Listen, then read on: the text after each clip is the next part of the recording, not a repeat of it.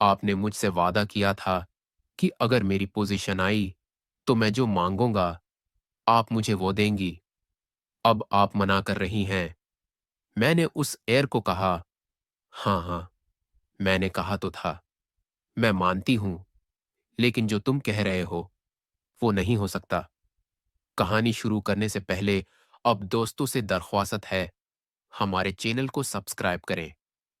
मेरा नाम राबिया है। मेरी शादी हो चुकी है। मैं एक गांव में अपने शोर के साथ रहती हूं। मेरा शोर एक सरकारी मुलाजिम है, लेकिन उसकी मुलाजमत दूसरे शहर में है, इसलिए उसे निकली के सिलसिले में दूसरे शहर जाना पड़ता है। मैंने अपने शोर से कई बार कहा कि आप कोई और जॉब ढूंढ ले। हमारी नई नई शादी हुई है और मेरा उस तरह आपसे दूर रहना मुझे अच्छा नहीं लगता, और अभी तो हमारी नई नई शादी हुई है। मुझे शूर कहते कि बेगम दिल तो मेरा भी यही करता है कि तुम्हें छोड़कर कहीं ना जाऊं, लेकिन अब काम के सिलसिले में मुझे जाना पड़ता है। मेरी शूर ने कई दफा अपना तबादला करवाने की दरख्वास्त भी दी, लेकिन कोई फायदा ना हो सका।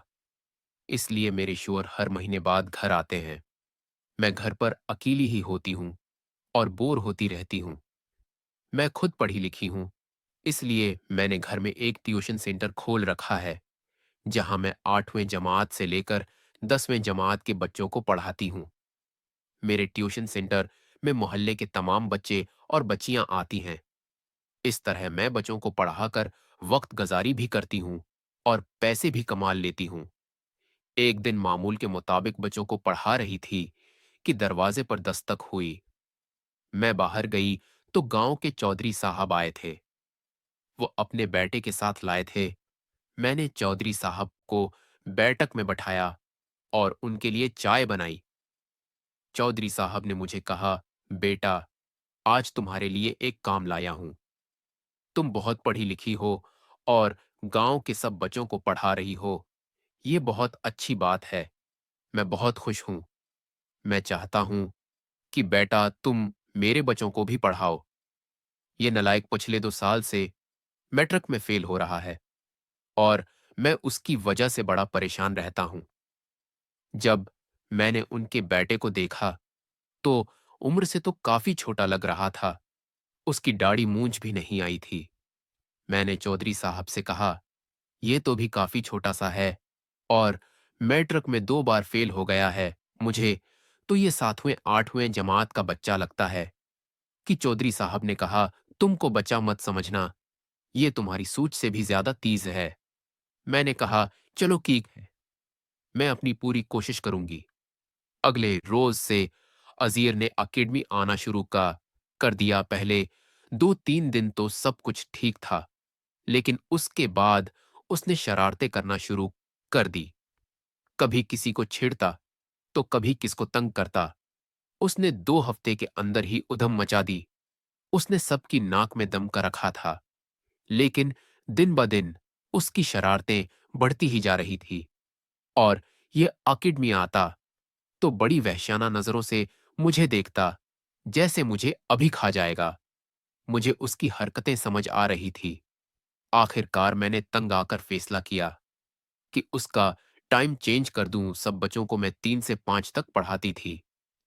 उज़ैर को मैंने 5 से 7 का टाइम दिया। उसने भी मेरी बात मान ली। पहले तो उसने मने किया, लेकिन फिर मैंने उसे कहा, अगर 5 बजे अकेडमी नहीं आ सकते तो कल से अकेडमी मत आना।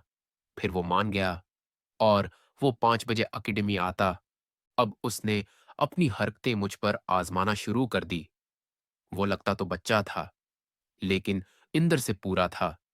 मुझे इस बात की एहसास तब हुआ जब मैंने उसे गिनती लगाते पकड़ा।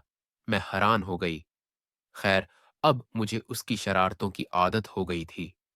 मुझे खुद अकेलापन अंदर से खा रहा था, लेकिन मैंने अपने आप को कंट्रोल किया। मैंने उज़ैर को समझाया कि बेटा, अपनी पढ़ाई पर तोजा दो और ये हरकतें बंद कर दो। लेकिन वो बच्चा नहीं, शैतान था। एक दिन मैंने खूब गानता तो फिर वो काफी देर तक सुकून से बैठा रहा। उसने रोने वाली शक्ल बना ली। मुझे काफी दुख हुआ, क्योंकि आज तक मैं किसी पर ऐसे चरलाई नहीं थी। फिर मैंने ओज़ेर को कहा, देखो, मैं तुम्हें शरारतें करने से मना नहीं करती, लेकिन एक लिमिट होती है, तो तुम अपनी लिमिट में रहा करो। मेरे सब पता है तुम क्या चाहते हो। मैं कोई बच्ची नहीं हूं जो समझ ना सकूं। तुम पढ़ाई, मैं भी ज़ीरो हो, और ऊपर से ये हरकतें। इतने में औज़ीर ने कहा, टीचर, अगर मैं प्रश्नों के टेस्ट में फुल मार्क्स ले आया, तो फिर तुम मुझे नालायक नहीं कहोगी।